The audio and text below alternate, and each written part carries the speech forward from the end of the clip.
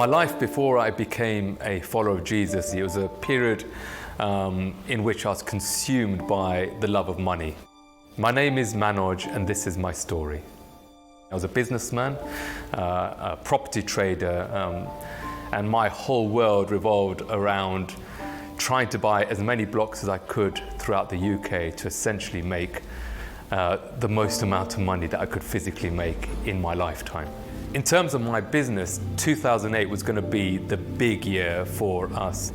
But then we all know what happened in 2008. The mortgage market collapsed. For me, the credit crunch was like literally being in an earthquake. Everything just started to crumble overnight. It was during that same time that my son also became ill.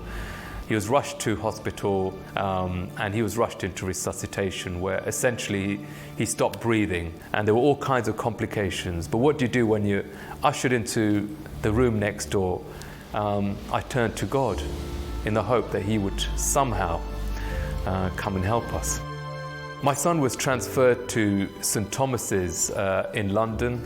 And then the consultant comes and sees us on the fourth day and says, "I'm really sorry, but your son is not going to open his eyes for some time yet." They were still trying to work out what was going on.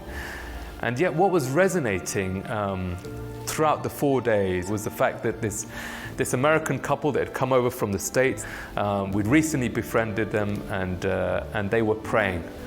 It really impacted me because they called us so many times and talked about the church lifting up my son in prayer, and it really gave me a lift.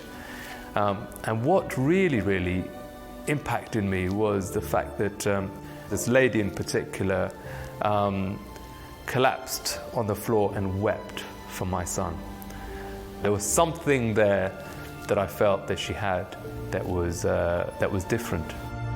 So on that fourth day, the consultant had said to us, "Your son is not going to open his eyes for some time yet." And as she did the ward round, my son suddenly just bolted, literally just bolted upright in bed. And as you can imagine, there's so much elation and there's so much joy. And I remember turning to my wife and said to her that, when we get out of this hospital, let's just go to that couple's church that prayed for our son. It was a big sort of experience that I had in that church, in the sense that I literally walked out a different person. My wife really didn't recognize me. My mother thought I'd joined some kind of cult because suddenly I wanted to try and do everything differently, particularly in the area of business. Before that, I was very arrogant, very ruthless, very money driven. And as someone who had essentially lived such a sinful life, and in the midst of all of that sin, there's a God that says, "I forgive you and I'm going to wipe the slate clean." Now, how do you get your head around that?